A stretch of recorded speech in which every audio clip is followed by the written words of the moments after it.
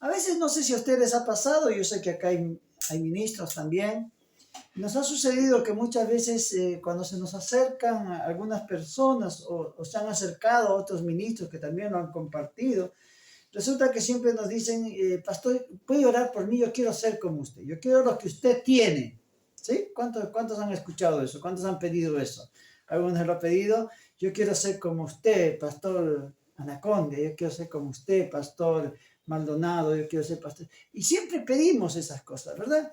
¿Está malo? No sé si está malo o bueno. Lo único que sé es que a veces el error es el que nosotros cometemos de orar por esas personas y transmitir lo que Dios nos ha dado sin explicarles que todo esto y llegar a donde hemos llegado y ser como somos es a través de todo un proceso que Dios va haciendo en nuestras vidas. No es que nosotros cuando llegamos a Cristo, alguien nos oró y ya somos como somos desde esa época. No, son procesos de cambio, son procesos de transformación, son golpes que vamos atravesando a través del ministerio, equivocándonos, por supuesto que sí, más de las veces que quisiéramos, pero también, Señor, aquí, también adquiriendo la experiencia necesaria en todo esto para poder crecer y para poderles ministrar. Amén. En este tiempo vamos a hablar sobre 3 tipos de sacerdotes que se está suscitando en la iglesia, ¿no? Y tiene que ver con los 3 tipos de reyes que voy a hablar con ustedes, ¿no? Y como ellos fueron reyes, ¿sí? O alguno quiso ser rey el último, siendo príncipe, pero ¿qué conflicto tuvo dentro de su reinado? El primer rey del cual vamos a hablar se encuentra en 1 Samuel, si me acompañan ahí, ustedes lo conocen, cuando estamos hablando del primer rey de Israel, Saúl, ¿sí? Y Saúl, cuando tiene que ser ungido, vamos a 1 Samuel 10, 20,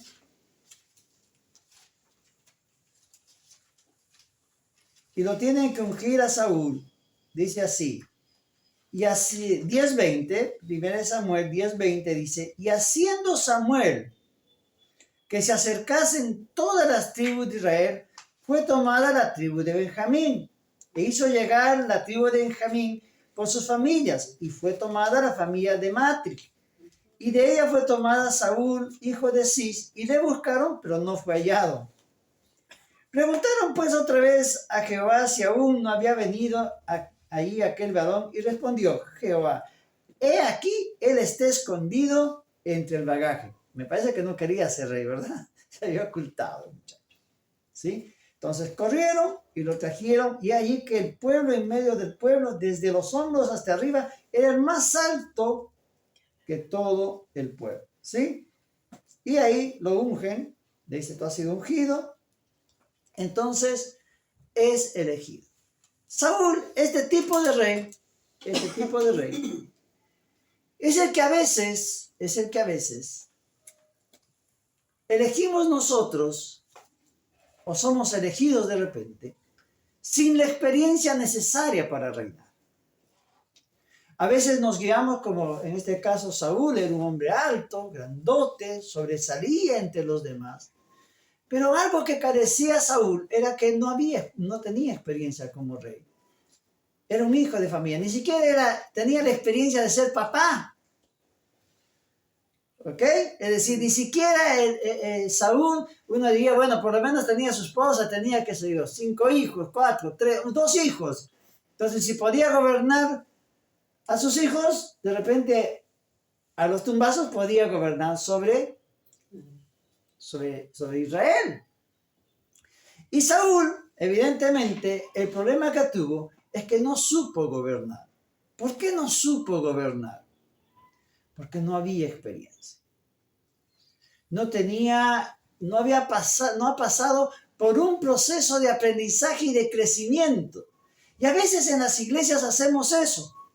Vienen hermanitos, vienen personas, se entregan con todo el corazón al Señor y a los 6 meses ya nos ponemos de líderes. ¿Qué hacemos? los quemamos, como decimos los pastores. ¿Por qué los quemamos? Porque no tienen la experiencia, no tienen el conocimiento, no han crecido. ¿Y por qué los ponemos?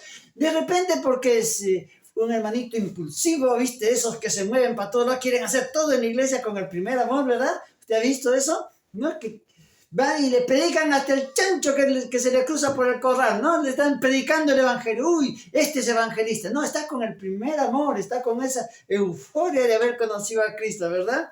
Y después se va apagando, tú lo pones en el liderato y después ya ni te escucha. Eso le pasó a Saúl. Saúl, como ustedes se dan cuenta, tenía miedo de ser rey por temor a Jehová. Vamos a entenderlo así, por temor a Jehová. Pero cuando ya es rey y empieza a vencer a los amalecitas y empieza a salir a la guerra y empieza a ganar, cuando Dios le dice, destruye lo que yo te digo, ella se toma otras atribuciones. Y a veces sucede eso en el liderato. A veces sucede eso cuando elegimos nosotros sin pensar que le podemos hacer un daño. Y cuando nos dicen a nosotros que oremos y nosotros oramos sobre esa persona, a veces las personas es como que se sienten que tienen la capacidad de poder resolver todo. Ah, no, a mí me oró Freyson, me oró, por dar nombres, ¿no? De grandes siervos. No estoy diciendo mal que no se dejen orar por varones ungidos de Dios, sino le estoy diciendo que a veces eso trae una conmoción espiritual y una lucha. Y eso causa un pequeño problema ahí. Los cristianos tenemos que aprender de Saúl que a veces, si tú te alejas de Dios, no vas a lograr hacer nada. Si ves la transición de lo que fue el nombramiento de Saúl y la caída de Saúl, son en 5 capítulos más adelante. 5 capítulos demoró en hacer lo que él quiso. Ahora, ¿Dios lo va a avergonzar? Dios no te va a avergonzar. Dios no te va a avergonzar. Pero sin embargo, puedes perder la unción de Dios. Puedes perder la gracia de Dios. Por eso, amado, no te apresures al liderato. Capacítate, prepárate, pregunta cómo es que ese siervo llegó a ese puesto, qué cosas tuvo que transitar y caminar, qué cosas le costó hacer. ¿Verdad? Una vez a mí alguien me decía, tú tienes el don del sacrificio, yo no lo tengo. Sí, puede ser. Más que de sacrificio, de repente de obediencia, renunciar a las comodidades que yo tenía cuando estaba en mi país y venirme hasta acá y renunciar a una profesión, renunciar a una carrera profesional. Yo y mi esposa, no estoy hablando solamente de mí, mi esposa también como contadores, dejar el trabajo, mi esposa trabajaba en el municipio, yo trabajaba como gerente en una empresa, teníamos camioneta, acá está mi cuñada, no me va a dejar mentir, teníamos comodidad, o sea, estábamos bien. Y renunciar a eso por obedecer a Dios, yo les digo, valió la pena. Amén. ¿Que nos costó? Horrores. Sí, Señor. Por supuesto que nos costó horrores. Alejarnos de lo que queríamos, alejarnos, todo eso tiene. Entonces, si alguien me dice a mí, pastor, ¿puede orar para que yo tenga esa unción, esa capacidad de enseñar, qué sé yo, las virtudes que me pueda ver? Yo le tengo que explicar que lo que yo tengo costó. Y eso nos cuesta decir a las personas. Ese es Saúl. Fue ungido, ¿sí? Por pedido del pueblo. Y es que cuando nosotros encontramos un Saúl, no sé si usted alguna vez, seguro que sí, a mí me pasa siempre, ¿usted alguna vez ha visto un tomate en la verdulería rojito, bonito, hermoso? ¿Sí? ¿Lo ha visto o no lo ha visto? Sí. Y cuando lo ha cortado, ¿cómo estaba por dentro? Blanco como la leche. ¿Sí? Insípido. ¿Sabe por qué? Porque es un Saúl. fue cortado antes de madurar. Así que la recomendación para los pastores y los amigos y los hermanos que nos ven a través del internet, poderles decir, amados, no cosechemos los frutos si no han madurado, porque los vamos a echar a perder. Los vamos a echar a perder. Para cosechar un fruto hay un tiempo y hay un tiempo de cosecha, ¿verdad? Si tú lo haces antes del tiempo de cosecha, puede estar lindo. A mí me ha pasado que he visto unas naranjas, qué ricas naranjas. El otro día alguien me decía, me compré unas naranjas, estaban lindas. Cuando fui a comer, ¡ah! Estaban más agrias. Claro, porque las sacaron antes del tiempo. Y la pusieron en un proceso que de repente, tan leve, que ese fruto, por fuera aparentemente, está maduro. Se ve lindo inclusive, ¿verdad? Pero cuando lo comes, no es lo que debería ser. O las naranjas, ¿verdad? Yo he cortado naranjas que a veces en la punta estaban secas, al medio estaban... Y no es lo mismo. No es lo mismo. Entonces, no saquemos el fruto antes de tiempo. Pastores, amados hermanos, ustedes mismos no se apresuren. Acá en esta congregación todos están llamados a servir. Acá el lema de esta iglesia es cumple tu ministerio. Usted me dice, pastor, a mí Dios me ha llamado a ser evangelista. Ven, vamos a hablar. Vamos a adiestrarte como evangelista. Pastor, yo soy llamado a ser pastor. Yo no me voy a poner celoso, ¿eh? Gloria a Dios si usted quiere ser pastor. Así me alivia bien el trabajo en algunas cosas. ¿Sí? Te dice, soy profeta. Muy bien, qué bueno, intercede por la iglesia. Soy maestro, qué bueno, ven, va, yo te voy a transmitir mi conocimiento para que tú puedas transmitir al pueblo. Acá todo el mundo puede ejercer su ministerio. Amén. Por eso les estoy hablando. No se apresuren, háblennos, díganos, pastor, yo quiero hacer esto. Dios me ha llamado, porque tú puedes querer ser. Entonces nosotros lo que vamos a hacer es ver a dónde te llama el Señor a través de las cosas que nosotros hemos vivido en estos cortos más de 40 años dentro de lo que es una iglesia y más de 30 como pastores. ¿Sí? Así que ayúdennos con eso. La iglesia muchas veces el liderazgo se ha guiado por las apariencias. Pero si vemos a David, cuando vemos a David, el ungido de Dios, fíjense que él es llamado, y acá vamos a ir a Primera de Samuel, a Primera de Samuel 16:7. Y Jehová respondió a Samuel, no mires a su parecer, ni a lo grande de su estatura, porque yo lo desecho, porque Jehová no mira lo que mira el hombre, pues el hombre mira lo que está delante de sus ojos, pero Jehová mira el corazón. Fíjense que para ser elegido David, en este momento le están presentando a sus diferentes hijos, ¿no? Y todos eran grandes, apuestos, robustos, hombres de guerra, ¿no? Sin embargo, a Samuel le dice el Señor, yo no estoy mirando eso.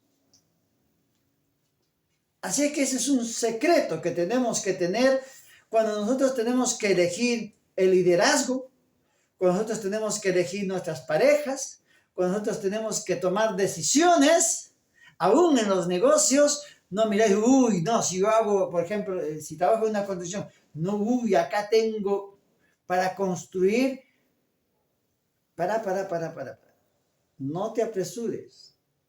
No mires la cantidad de dinero que vas a ganar, sino pon las cosas, Señor, lo podré hacer, me vas a dar la sabiduría para hacerlo. Miren, hasta en esas cosas tenemos que tener cuidado y no mirar la apariencia. Acá Dios le dice, no, yo lo elijo a él.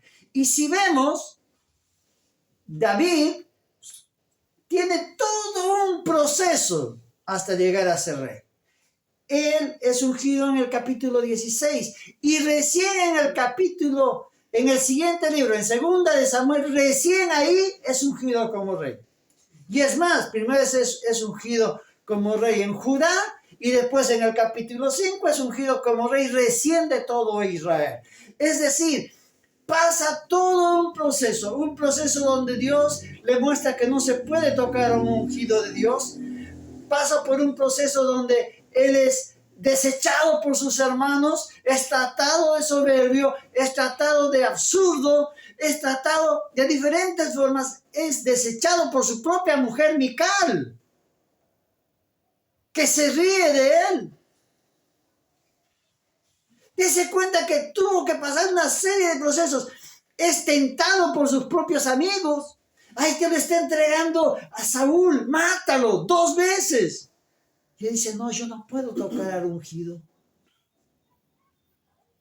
Por eso es que es necesario que a veces nosotros seamos atentos y no escuchemos ni siquiera al hombre, a tu amigo. Escucha a Dios. Amén. Porque si David hubiera tocado a Saúl, hubiera perdido también su reino. Hubiera perdido. Pero él sabía cuál era la voluntad de Dios. Y solamente eso se logra a través de la comunión con Dios. Si alguien me dice acá, yo quiero ser siervo de Dios, yo te pregunto, ¿cuánto tiempo pasas con Dios? Esa es la pregunta. ¿Cuánto tiempo pasas con Dios? No, yo oro en la mañana, me levanto. ¿Cuánto tiempo pasas con Dios?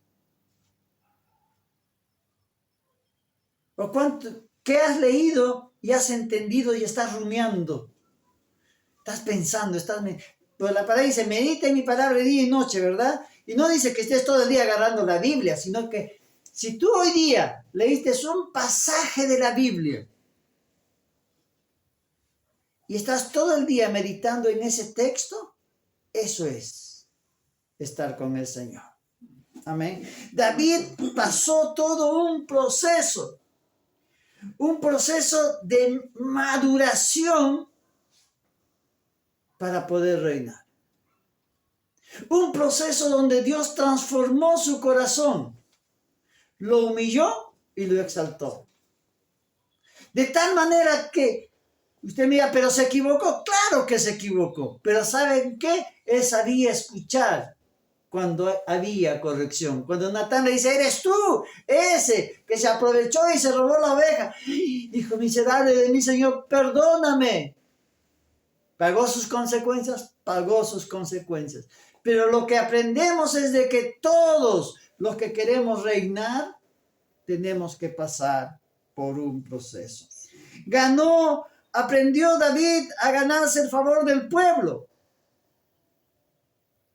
Ser reconocido, aún sus enemigos lo admiraban. Los filisteos lo admiraban. Te miraba, pero los filisteos lo admiraban a David. Y eso tenemos que entender. Pudo mantener el reino unido. Porque siguió, ¿qué?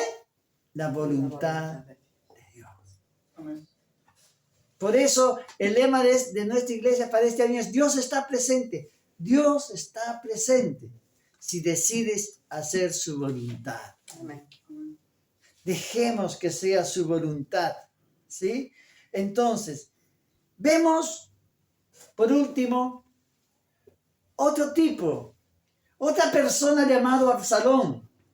Absalón era hijo del rey David y quiso tomar el reino de su padre. ¿Qué sucedió? Fue a batalla y el general de David lo elimina. Trajo dolor. Pero ¿cómo era el hijo? ¿Cómo era el hijo? Y acá tenemos que entender, ser hijo del rey no significa que vas a ser rey. Repito, ser hijo del rey no significa que tú vas a ser rey. Ser hijo del pastor no significa que tú tienes la obligación de ser pastor. Yo tengo acá 4 hermosos hijos, pero yo sé quiénes pueden ejercer el pastorado y quiénes no. Son preparados. han sido guiados en la voluntad de Dios, pero sé también sus fortalezas, sus debilidades, y cada uno tiene un llamado especial. Amén. De todos los hijos del rey, siempre hay uno que va a reinar. Pero tiene que ser preparado, tiene que ser corregido, tiene que ser adiestrado. Absalón era un tipo caprichoso, un tipo vengativo, mató a su hermano. Absalón era así, era impulsivo. Pero el error de David fue que jamás lo corrigió. Y a veces sucede eso en nuestras congregaciones, sucede en el liderato. Los líderes quieren que sus hijos sean líderes. No, yo tengo 20 años en la congregación, ya mi hijo tiene 20 y también tiene que liderar. No, no funciona así. Pero lo corriges. ¿Sabe qué pasa cuando entra esta gente? Es como en la milicia, ¿no? O cuando usted va a cualquier sitio, en cualquier institución, usted se da cuenta cuál es aquel que ascendió de cargo por dedo. Ese que ascendió por dedo es un tipo petulante, así creído, al mango. Ni se le cruce un mosquito porque le pone multa. ¿Sí? Sin embargo, el que subió de abajo, ese valor al que está abajo. Porque sabe lo que cuesta estar arriba. Sabe que hay que lucharla, que hay que bregarla, ¿no? Yo les cuento que cuando yo trabajé en PepsiCola y llegué al grado de gerente, un día en una reunión, estuvimos en una reunión de Año Nuevo, ahí en un campamento que nos llevaron a todos los jefes, nos pagó la empresa. Me pregunta el gerente general, me dice, pero Valdivia, usted entró limpiando años a Pepsi. Sí. Pero ¿por qué si usted era contador? Si usted es contador, ¿cómo va a llegar? Yo le dije, porque de esa manera yo puedo saber lo que hace el limpiabaños, lo que hace el conserje, lo que hace el supervisor de ventas, lo que hacen mis gerentes, porque yo transité por eso. No quieras llegar, no seas un Absalón. Hoy en día hay una nueva tendencia, hay una nueva cosa, hay una nueva... No le voy a decir teología porque Dios no actúa así, no, sino una nueva onda, una nueva moda. La nueva moda es esta, la de que usted tiene que empoderarse, tiene que arrebatar, tiene que conquistar, tiene que agarrar, tiene que poseer. Usted no puede imponer ni activar nada en el reino si no es bajo la voluntad de Dios. Usted no puede decir vamos a ir a pelear si Dios nos llamó a la guerra. Usted se imagina a un soldado, ¿no? A un soldado que se va y dice, yo voy a declarar la guerra a Uruguay. Se va con su metralleta. Él no puede tomarse esa atribución. Tendrá que ser el presidente, o ni siquiera un soldado, un general. No puede ir a declarar la guerra. Tiene que venir el presidente, declarar la guerra para que el ejército entero vaya a pelear. ¿Sí o no? No es que se le ocurra a un loco y dice, no, vamos a la guerra. Y a veces nosotros nos tomamos esas atribuciones.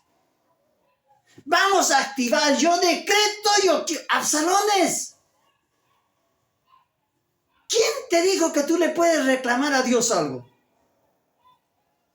Yo no veo en Pablo, no veo en Pedro, no veo en Timoteo, no veo en Tito que dijeron, vamos y saca. Ni Jesús.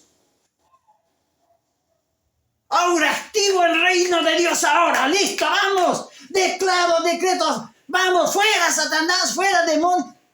Ni eso hizo Jesús.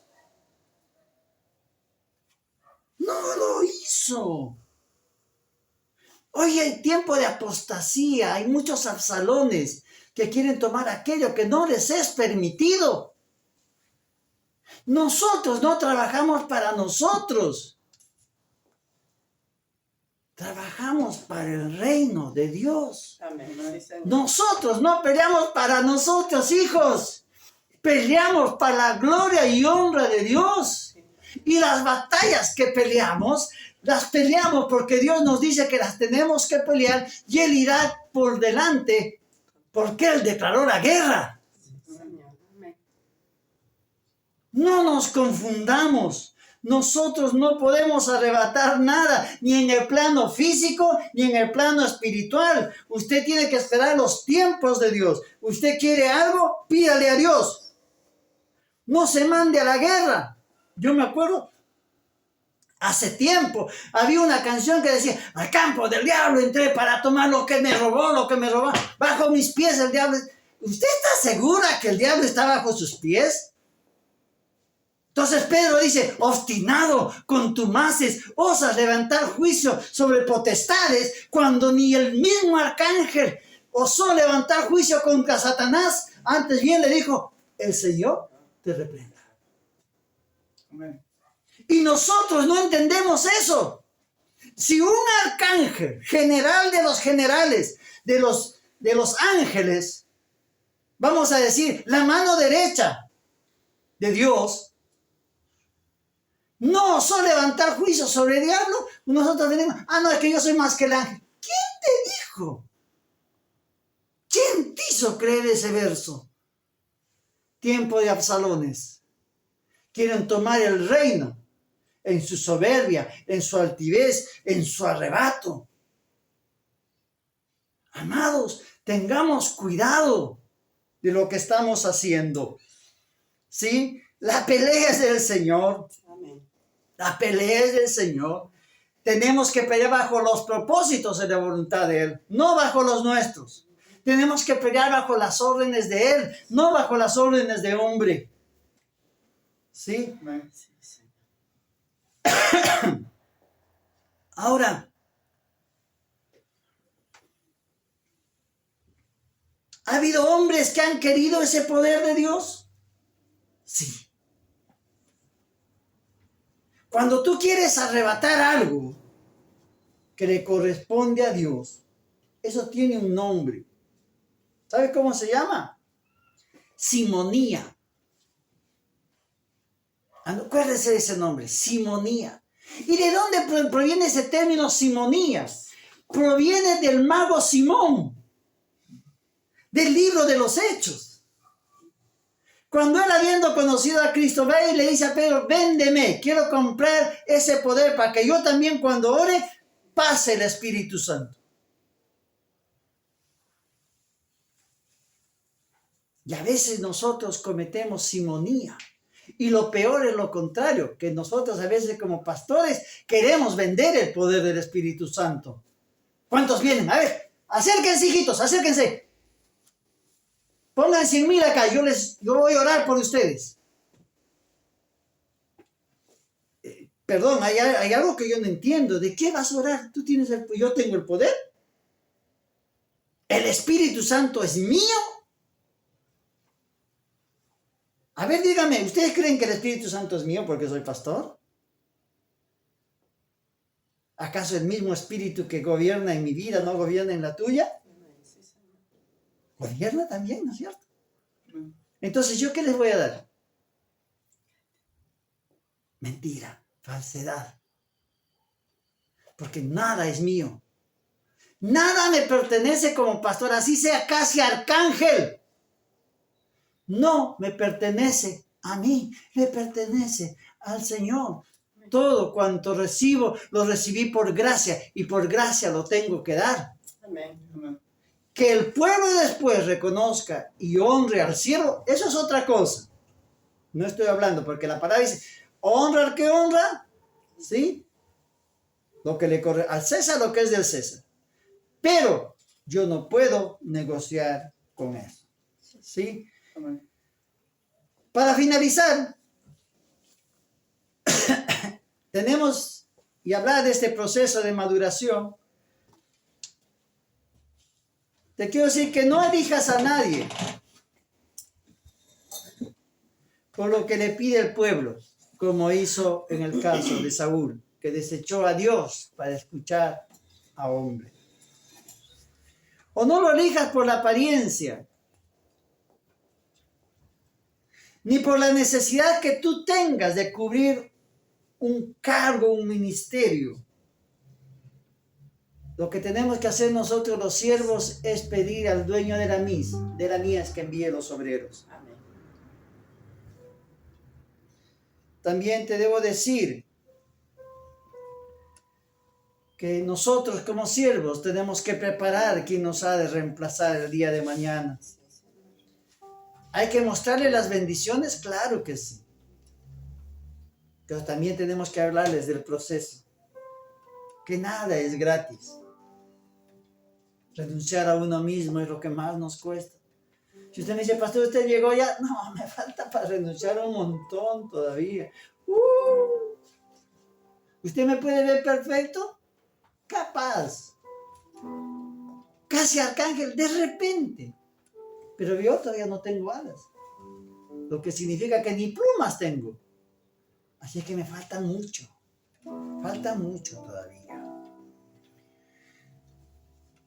Por eso, que tener hijos, tanto espirituales como naturales, es enseñarles a andar en el temor de Dios, corregirlos con rigor y amor, para que sepan el privilegio de servir al Señor. Si yo no enseño a las personas la honra y la responsabilidad que conlleva, no podremos levantar buenos siervos. Hace tiempo yo hablé de un chiste que nos contó Landricina, un cómico acá en Argentina, para los que no lo conocen ahí en los otros países, y decía de que él había tirado la red, estaba pescando y sacó un pescado chiquitito. Y cuando lo vio lo iba a devolver al agua. Y sucedió de que, dice que lo miró el pescadito con una carita y le decía, ¿cómo vas a devolver al agua, loco? ¿Qué van a decir? Que ni para pescado sirvo. No me hagas eso, me voy a avergonzar. No me tires al agua. Y es que a veces nosotros, en la gran pecera que tenemos, ustedes son pescaditos, y nosotros queremos elegir a alguien y lo sacamos y lo vemos, y en ese momento, de repente hemos dicho a la congregación, vamos a elegir a tal hermano como líder de tal cosa. Pero si tú ves, hijo mío, de que no sirve todavía, que todavía es un pescadito chiquito, vuélvelo al río. Porque ¿sabe qué pasó? Dice que después le dio pena a la Landricina y lo saca y lo lleva a casa. Una vez en una pecera, otra vez en la palangana, otra vez en el fuentón, otra vez en la pileta. ¿Sabe qué sucede cuando tú lo crías fuera del río? Del río que es su hábitat, que es donde tiene que luchar, que es donde tiene que buscar su comida, ese pescado, que es donde tiene que aprender a escapar de las redes y a no morder los ganchos traicioneros y engañosos. Si usted no lo pone ahí, él va a morir. Y eso sucedió. Dice que estuvo en la palangana. Es más, dice, empezaba a andar solo ya por el patio el pescado, ¿no? Ya le peleaba al perro, correteaba las gallinas el tipo. Entonces un día agarra, dice, y viene la Landricina y le dice, mira muchacho, no, así no puedes estar. Tú eres pescado. Así que vamos a ir al río y nos vamos a meter al agua. Y dice que cuando se ponen al agua, le dice a la 1, a la 2, a la 3, se tiran al agua y el pescado se ahogó. Se murió el pescado. Cuando tú no permites que crezca en el hábitat que tiene que crecer, y tú lo tienes apartado, que sucede muchas veces con nuestros hijos, con nuestros seres queridos, y los mantenemos al margen de lo que es la vida real, de lo que es el cauce del río, para evitar que sufran, para evitar que no les pase nada. Los tenemos apartados. Cuando ellos se enfrentan a la vida real y se tiran al río, pueden morir ahogados. Amados, tengamos cuidado con eso. Estoy hablando tanto de hijos espirituales como de hijos naturales. Amén. Amén. Por eso esta prédica se llama madurar. Madurar. Tenemos que madurar. ¿Sí? No ser cosechados antes. Madurar. Aprende a esperar tu tiempo de madurez. Acuérdate que una papa se cosecha diferente que un tomate. Tiene otro tiempo. No sé si será zapallo, tomate, calabaza, uva o sandía. No sé qué fruto seas todavía, pero espera tu tiempo. No quieras ser cosechado junto con los tomates si eres sandía. Porque si es invierno no sirves como sandía. ¿Sí? El fruto de la sandía se cosecha en el verano. Amén. Oramos. Padre amado, gracias por este tiempo. Enséñanos, Señor, danos sabiduría. Hemos hablado de 3 tipos de siervos. Señor, perdónanos si nosotros como siervos nos aventuramos muchas veces a levantar siervos. Si muchas veces nosotros como hijos somos impulsivos y queremos hacer las cosas antes de que tú nos digas. Y es que yo comprendo, Señor, a veces nuestros corazones arden por dentro y ya queremos llegar. Padre Santo, no permitas que nos movamos sin tu consentimiento. Permítenos ser como ese Israel primitivo, Señor, que iba tras la nube y tras la llama de fuego en la noche. No nos desampares, Señor, porque ¿a dónde iremos si tú no estás con nosotros, Señor? ¿A dónde voltearemos nuestro rostro, Señor, si tú solamente en ti hay verdad y palabra? Padre Santo, danos discernimiento para conocerte, para saber tu voluntad, para poder gobernar tu pueblo. Y si aún no gobierno sobre tu pueblo, Señor, para poder gobernar sobre mi casa. Y si aún no gobierno sobre mi casa, para poder hablar con los que están a mi lado, por los que amo. Padre amado, enséñanos. No queremos ser Saúl ni Absalones. Haz el proceso que tengas que hacer en nuestras vidas como David. Que aprendamos, Señor, a pasar las tentaciones, que aprendamos a pasar las persecuciones, pero también que aprendamos, Señor, luego cuando estemos sobre corona, aprendamos, Señor, a escuchar las reprensiones de tu Espíritu y de tus profetas. Gracias, Señor, te damos. En el nombre de Jesús. Amén. Amén. Y amén.